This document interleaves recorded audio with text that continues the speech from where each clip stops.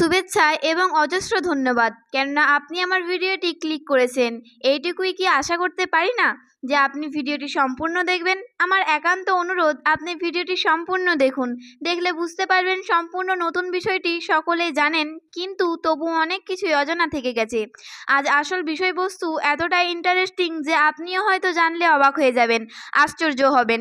আসল বিষয়বস্তুতে যাওয়ার পূর্বে একটি অনুরোধ, ভিডিওটি যদি ভালো লাগে লাইক ও শেয়ার করবেন এবং সাবস্ক্রাইব করে বেল আইকনটি প্রেস করবেন। আমি আপনার কাছে চিরকৃতজ্ঞ হয়ে থাকব।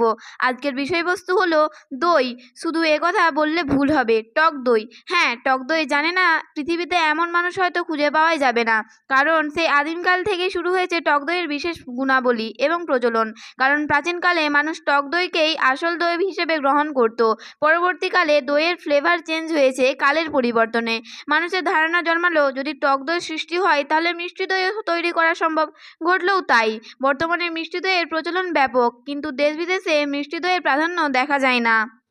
এখন প্রশ্ন হলো টক দইয়ের প্রস্তুত প্রণালী, অর্থাৎ টক দই কিভাবে তৈরি হয়।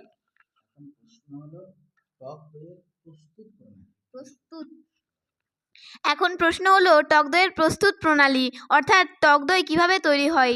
জানেন কি, টক দই তৈরি করতে বেশি উপাদানের দরকার পড়ে না। কেবল গরুর দুধ ও পুরানো দুধ, যাকে আমরা সাজা বলে থাকি, সেই সামান্য পরিমাণে সাজা দই থাকলেই হবে। প্রথমে গরুর দুধ যতটুকু নেবেন তা উনানে ফোটাতে ফোটাতে অর্ধেক করে নিতে হবে।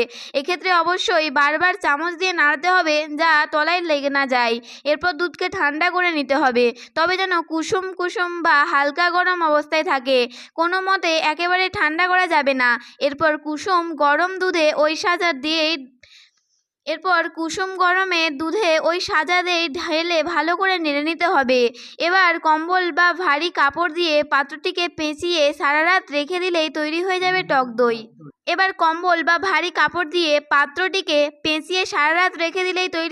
টক দই। যদি পারেন বা ফ্রিজ থাকে তাহলে ফ্রিজের মধ্যে রেখে দিবেন।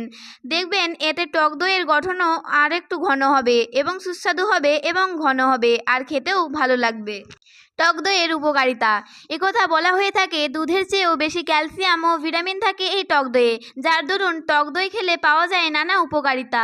যেমন নাম্বার 1, হাড় মজবুত করতে টক দইয়ের জুড়ি মেরা ভার। কেননা টক দইয়ে থাকে প্রচুর পরিমাণে ক্যালসিয়াম, যা হাড়কে বলিষ্ঠ এবং মজবুত করতে সাহায্য করে। কারণ ক্যালসিয়ামের ব্যবহার আপনারা আগে থেকে জানেন। নাম্বার 2, টক দইয়ের প্রচুর পরিমাণে ক্যালসিয়াম থাকায় এটি দাঁতও মজবুত করে। তাই যারা দাঁতের সমস্যায় ভুগে তাদের ডাক্তার নিয়মিত টক দই খাওয়ার পরামর্শ দেন। নাম্বার 3, এছাড়াও নিয়মিত টক দই খেলে রোগ প্রতিরোধ ক্ষমতা বৃদ্ধি পায়। কারণ টক দইয়ে বিদ্যমান রয়েছে আমাদের শরীরের জন্য উপকারী ব্যাকটেরিয়া। এসব ভালো ব্যাকটেরিয়া আমাদের শরীরের জন্য ক্ষতিকর ব্যাকটেরিয়াকে মেরে ফেলে, ফলে শরীর সুস্থ থাকে। নাম্বার 4, টক দইয়ে উপস্থিত থাকে ল্যাকটিক অ্যাসিড, যা ডায়রিয়া প্রতিরোধ করে। নাম্বার 5, নিয়মিত টক দই খেলে আমাদের শরীরে বিষাক্ত পদার্থ জমতে পারে না, ফলে শরীর সুস্থ থাকে এবং দ্রুত বার্ধক্য ধরা দেয় না। নাম্বার 6, যেহেতু টক দইয়ে ল্যাকটিক অ্যাসিড বিদ্যমান, তাই টক দই খেলে কোষ্ঠকাঠিন্য দূর হয়। এছাড়াও এটি খাবার হজমেও বিশেষ ভূমিকা পালন করে। নাম্বার 7, ওজন কমাতে টক দই বেশ কার্যকর, কারণ এটিতে থাকা প্রচুর পরিমাণে আমিষ দীর্ঘ সময় পেটে ভরা থাকে। টক দই কেবল ওজন কমায় তাই নয়, যারা ওজন বৃদ্ধি করতে চায় তাদের জন্যও বেশি কার্যকর, কেবল খাওয়ার পদ্ধতি ভিন্ন। নাম্বার 8, উচ্চ রক্তচাপ নিয়ন্ত্রণেও টক দইয়ের ভূমিকা অপরিসীম।